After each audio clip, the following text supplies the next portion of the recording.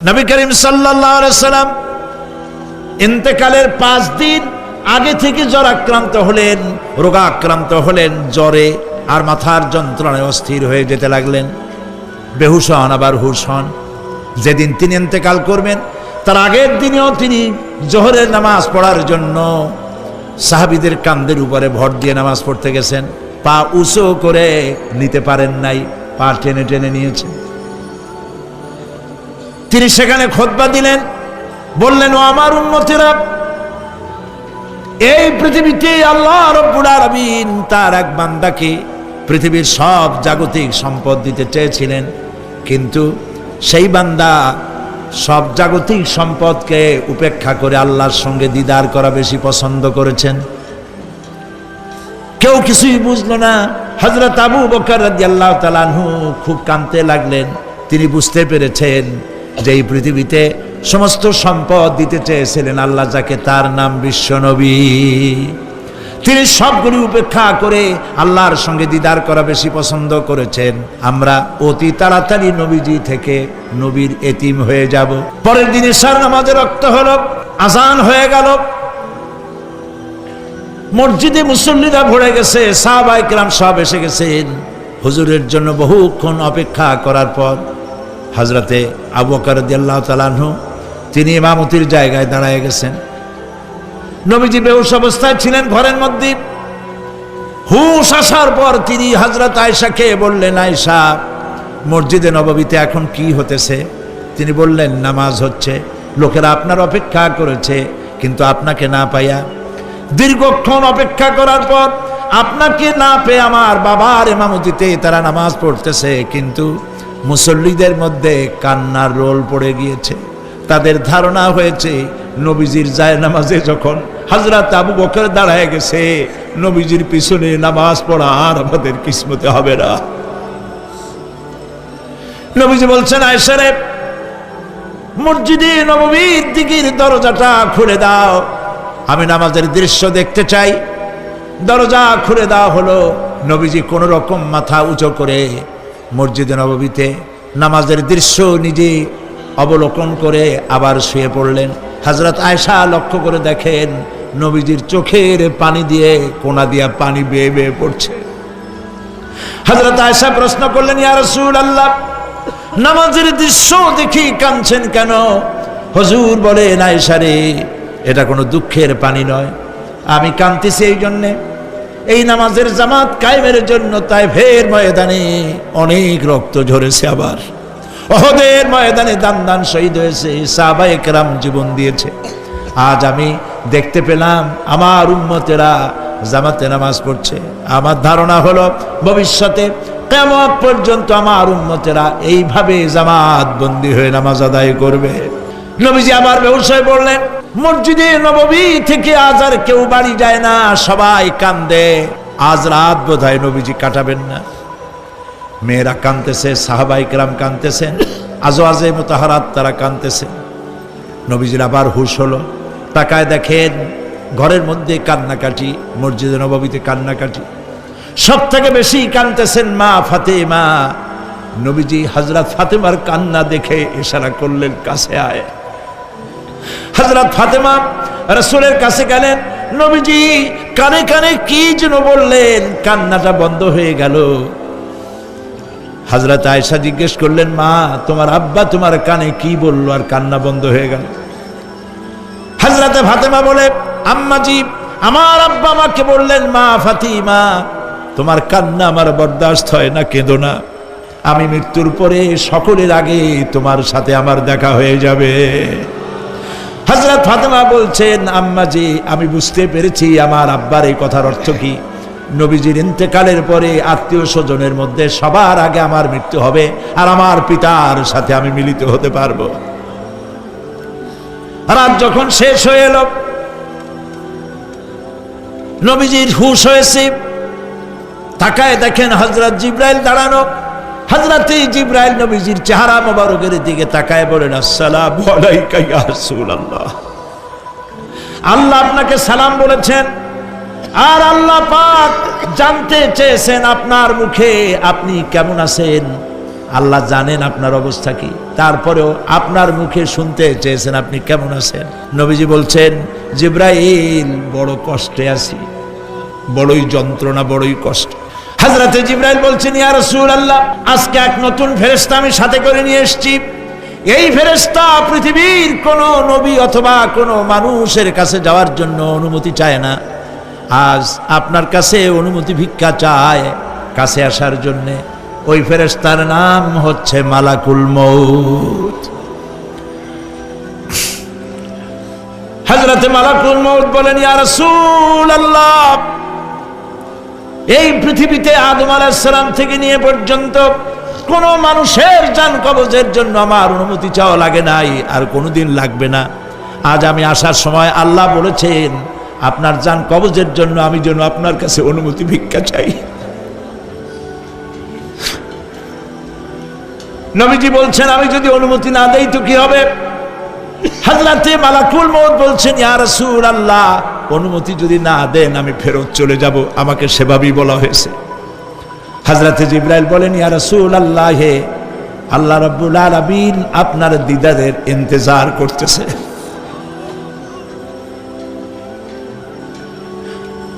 নবীজি বলছেন, মালাকুল মউত, তুমি জান কবজের কাজ শুরু করো।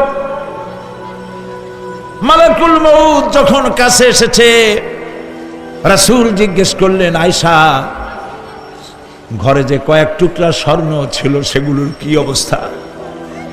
ছোট ছোট 6 টুকরা স্বর্ণ ছিল। হযরত আয়েশা বলছেন, হুজুর আমি এগুলো রেখে দিছি। হুজুর বলছেন, না, রাখতে পারবে না, আমার ইন্তেকালের আগে খয়রাত করে দাও। মুহাম্মদ সাল্লাল্লাহু আলাইহি ওয়াসাল্লাম আল্লাহর কাছে অবস্থায় উঠবে না যে তার ঘরের ভিতরে সোনা ছিল, দিয়ে দাও, খয়রাত করে দিয়ে দাও। হযরতে মালাকুল মউত রাসূলের জান কবজ শুরু করে দিলেন। রাসূলুল্লাহ জীবনের শেষ কথা বললেন, আসসালাত আসসালাত ওয়া মা মালাকাত আইমানুকুম। আমার উম্মতেরা, বিদায় লগ্নে বলে গেলাম, নামাজ নামাজ নামাজ ছেড়ে দিও না। প্রিয় ভাইরা, নবী করিম সাল্লাল্লাহু আলাইহি ওয়াসাল্লাম জীবনের শেষ কথা বলে গেছেন নামাজ। সেই নামাজে আমাদের যত সব অবহেলা, স্ত্রীকে নামাজ পড়ান, বউকে নামাজ পড়ান, ছেলে মেয়েকে নামাজ পড়ান। দোকানদার ভাইরা, যখন আজান হয়ে যাবে দোকান বন্ধ করে দেন, আপনি আপনার কর্মচারীরা নামাজ পড়তে যান। যতটুকু প্রিয় ভাই সব,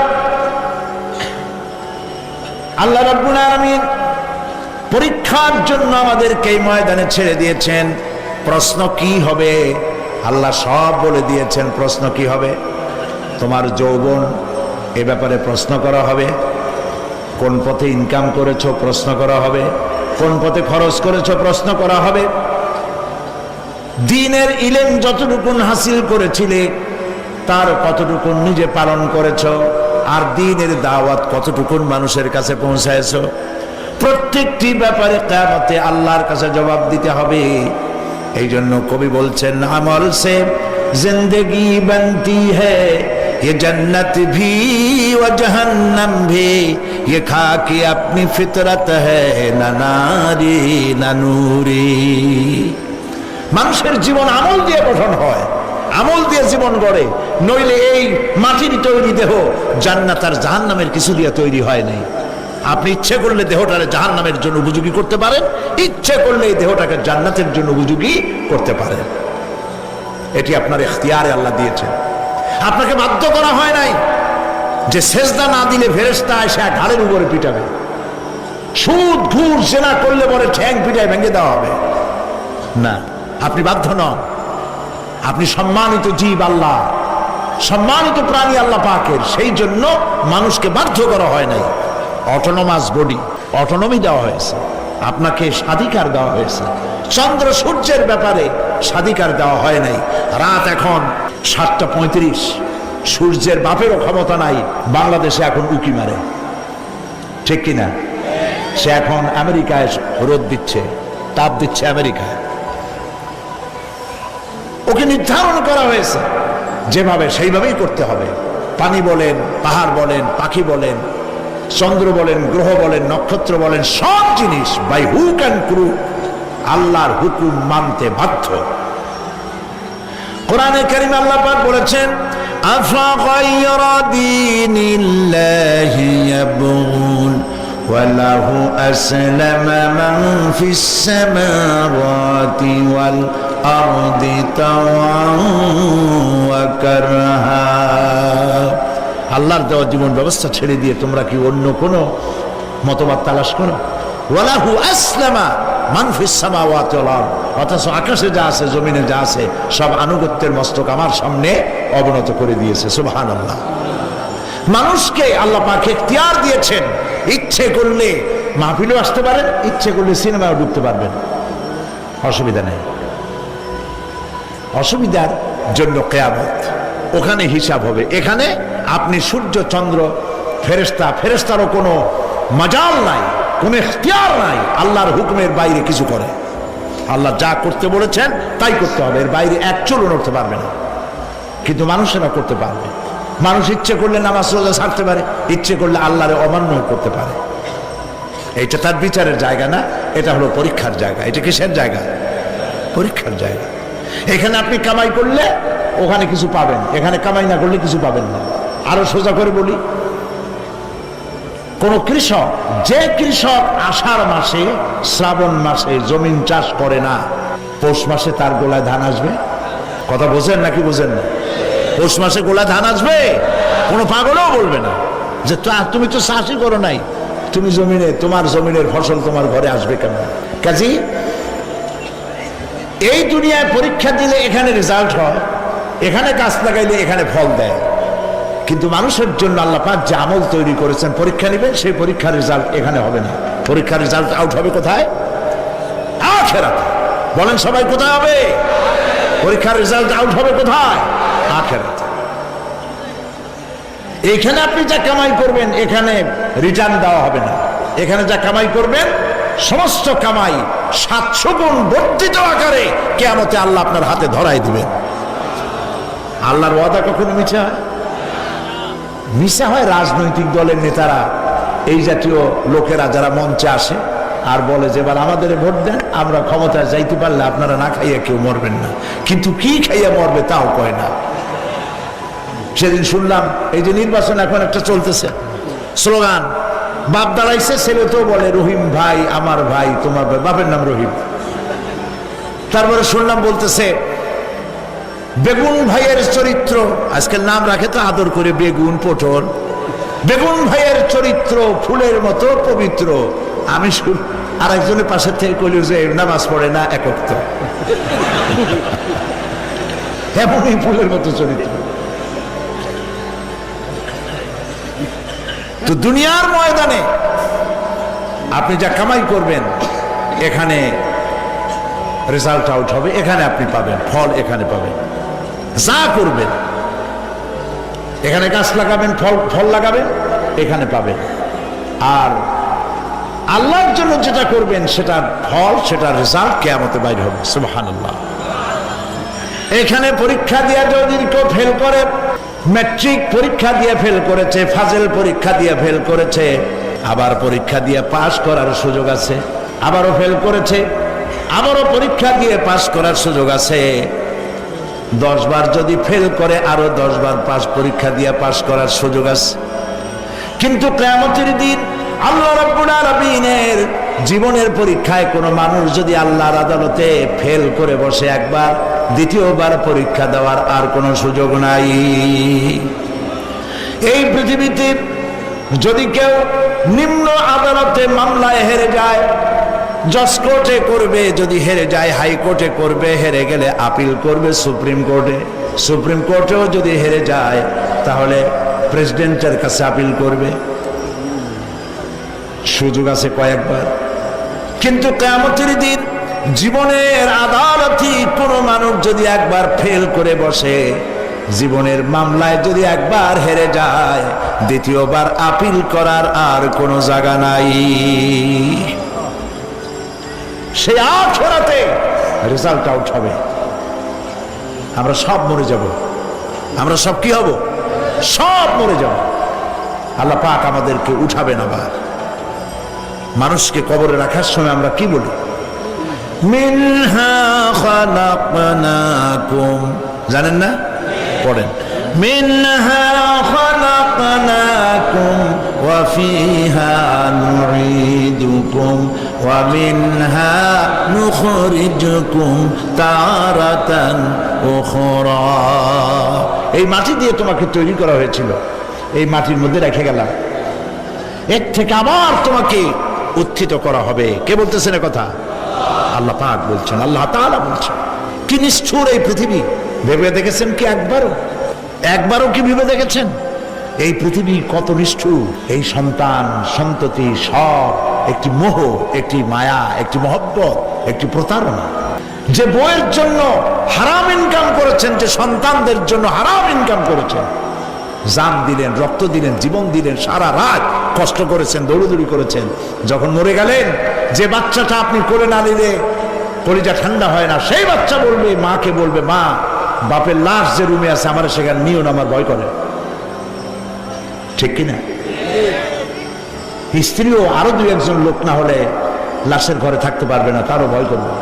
থাকলে বড় জোর মা থাকতে পারে, বাপ থাকতে পারে। যাকে বিবাহ করার পর অনেক সন্তান আছে, মা বাপকে চোখে দেখতে পারে না, বউর কথা মতো মায়ের সাথে কথা বলা বন্ধ করে দেয়। হয়তো কুমিল্লা এরকম নাও থাকতে পারে, বউ তো নালিশ করছে, মার সাথে কথা কয়, আবার বলে এই বুড়িটা মরে না কেন? নাউযুবিল্লাহ, নাউযুবিল্লাহ। বুড়িটারে মরার কথা বলতেছো তুমি? তোমার ছোট্টবেলায় যখন তোমার টাইফয়েড হয়েছিল, অসুখ করেছিল, গরিব বাবা, বাড়িতে ল্যাপ নাই, খাতা নাই, তোষক নাই, সেই জায়গায় মা তার কাপড় বিছায় দিয়া বুকের উপরে নিজের শরীরের উষ্ণতা দিয়া বাঁচায় রাখার চেষ্টা করেছে, নিজে না খেয়ে খাওয়াইছে, অসুখ সারে না। মা ওই মুমূর্ষু বাচ্চার সেরানে তার মাথার কাছে বসে তাহাজ্জুদের নামাজ পড়ে কোরআন শরীফ তেলাওয়াত করে, চোখ দিয়া পানি পড়ে আর বলতে তাকে, রব্বুল আলামিন আমার জীবনটারে দিয়া আমার কলিজার টুকরা সন্তানটারে বাঁচাইয়া দাও। যেই মা নিজের জীবন দিয়া সন্তান বাঁচাইতে চাইলো, সেই সন্তান আজকে বউ পাইয়া মাকে ভুলে যায়, মায়ের সাথে খারাপ ব্যবহার করে। আল্লাহ রাব্বুল আলামিন বলেছেন, মা বাবার সঙ্গে খারাপ ব্যবহার করো না, ভালোবাসায় কথা বলো। ওয়াকুল লাহুমা কাওলান কারীমা, সম্মান সূচক কথা বলো। মা বাবার জন্য দোয়া করো আমার কাছে। কে বলতেছেন? আল্লাহ তাআলা বলছেন, দোয়া করো আমার কাছে এই ভাষায়, রব্বিরহামহুমা কামা রাব্বায়ানি সাগীরা। পড়েন সবাই, রব্বিরহামহুমা কামা রাব্বায়ানি সাগীরা। আয় আমার রব, আমার মা বাপ যেমনি ছোটবেলায় আমাকে অত্যন্ত যত্ন করে লালন পালন করেছে, আল্লাহ তাআলা তুমি দয়া করে আমার মা বাপকে তোমার রহমতের করে লালন পালন করো। সুবহানাল্লাহ। প্রত্যেক নামাজের পর সকলে এই দোয়া পড়বেন, মনে থাকবে? মনে থাকবে? প্রিয় ভাই সব, সেই কিয়ামতের মাঠে আমাদেরকে উঠতে হবে, আল্লাহর দরবারে উঠতে হবে। সেই সময় আমাদেরকে কেউ উপকার করবে না। يوم لا ينفع مال ولا بنون, সম্পদ আর সন্তান সন্ততি কোনো কাজে লাগবে না। মা তার সন্তানকে চিনবে না, সন্তান তার মাকে চিনবে না, বাপ তার সন্তানকে চিনবে না, কেউ কাউকে পরিচয় দিবে না। কি মারাত্মক অবস্থা! মানুষ চরম অসহায় হয়ে যাবে। চতুর্দিকে ফেরেশতার আনাগোনা, সূর্য মাত্র 1 হাত উপরে, প্রচন্ড তাপ নিয়ে সূর্য অবস্থান নেবে, মাথার চান্দি ফেটে গিয়ে গুনাহগারের মাথার মগজ গলে গলে পড়তে থাকবে। পিপাসার যন্ত্রণা জিহ্বাটা ঝুলে কুকুরের মতো করে নাভিস্থল পর্যন্ত ঝরে পড়বে। কেউ উপকার করবে না, কেউ জিগাবেও না। অনেক লোক আছে পীরের কাছে মুরিদ হয় আর মনে করে পীর সাহেব তারে কিয়ামতে সুপারিশ করবে। অসম্ভব। আয়াতুল কুরসির মধ্যে আমরা পড়ি মান যাল্লাযী ইয়াশফাউ ইনদাহু ইল্লা বিইজনিহি। কে আছে এমন, কার হিম্মত আছে আল্লাহ পাকের বিনা অনুমতিতে কথা বলে? সুবহানাল্লাহ বলে। কোথার পীর কোথার খাজা বাবা হারায় যাবে। ইব্রাহিম আলাইহিস সালামের মতো পয়গম্বর কি মনে করে? আল্লাহর খলিল। ইব্রাহিম আলাইহিস সালাম আল্লাহর কি? আল্লাহর খলিল। আল্লাহর খলিল কিয়ামতের দিন বলবেন আল্লাহ পাক, আয় আল্লাহ তাআলা, আমার বাপের কাছে আমার একটা ওয়াদা ছিল, আমি সুপারিশ করব তার জন্য, তুমি দয়া করে আমার বাপকে জাহান্নাম থেকে ক্ষমা করো, আমি তার জন্য সুপারিশ করতেছি। আল্লাহ তাআলা বলবেন, ইব্রাহিম তোমার সুপারিশ মঞ্জুর হলো না। কথা বুঝতেছেন না? বুঝতেছেন না? ইব্রাহিম আলাইহিস সালাম যদি বাপের জন্য সুপারিশ করতে না পারে, ইব্রাহিম আলাইহিস সালাম তিনি যদি তার বাপের জন্য সুপারিশ করে যদি ব্যর্থ হন, আপনার পিসাব কোন কামে লাগবে চিন্তা করেন।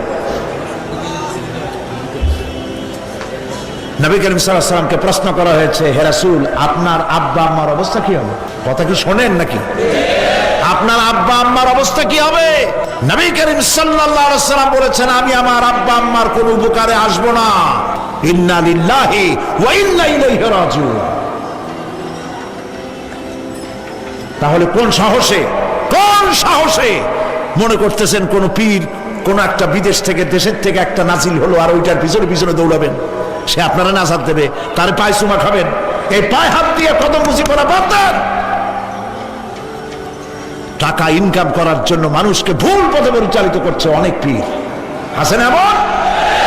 খালি মানুষে টাকা দেয়, জামায় অনেক পকেট, খালি টাকা নেয় সমানে ঢুকাইতে থাকে চতুর্দিক দিয়ে, বাইরে বোঝার উপায় নাই।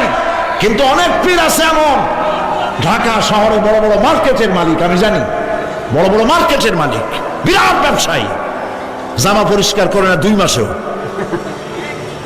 মানুষকে দেখাবার জন্য গামছাটা নাকের কাছে ধরে ফত ফত করে আওয়াজ করে, মনে হয় যেন কাঁদতেছে। আর্টিফিশিয়াল তাসান্ন হাবিজাবি জিকির শিখায়। লা ইলাহা কতক্ষণ, ইল্লাল্লাহ কতক্ষণ, আল্লাহ আল্লাহ কতক্ষণ, কোথায় পাইছো? ইল্লাল্লাহ ইল্লাল্লাহ কিসের জিকির? ইল্লাল্লাহ মানে কি? আল্লাহ ছাড়া, আল্লাহ ছাড়া, আল্লাহ ছাড়া, আল্লাহ ছাড়া কি? কাজী রাসূলুল্লাহ যা করেন এগুলি বেদাত। এই সব পীরের পাশে যাবেন না, মনে থাকবে।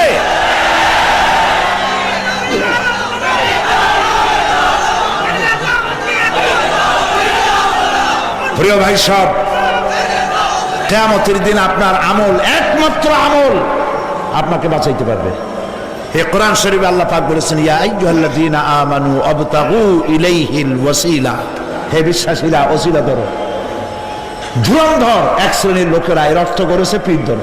দুনিয়ার কোন তাফসীর, যত মুফাসসির পৃথিবীতে জন্মগ্রহণ করেছেন, কোন মুফাসসির এটা বলেন নাই আবতাগু ইলাইহিল ওয়াসিলার মানে হলো পীর ধরো। বরং সমস্ত তাফসীর মুহাক্কিকিন বলেছেন আবতাগু ইলাইহিল ওয়াসিলা আয় আমলে সালেহ, নেক আমলের ওসিলা ধরো। সুবহানাল্লাহ, নেক আমলের ওসিলা ধরো। প্রিয় ভাই সব, ধান্দাবাজি ছাড়তে হবে। কিয়ামতের দিন মানুষ একেবারে অসহায় হয়ে যাবে, কেউ সাহায্য করবে না। সেই দিন প্রশ্নপত্র সামনে আসবে, আমলনামাগুলি বেঈমানের পিছন দিক থেকে বাম হাতে আসবে আর ইমানদারের সামনে থেকে ডান হাতে আসবে। আমলনামা হাতে পাওয়ার সঙ্গে সঙ্গে বেঈমান বুঝে ফেলবে তার জায়গা কোথায়। কলিজা তখন গলার কাছে চলে আসবে।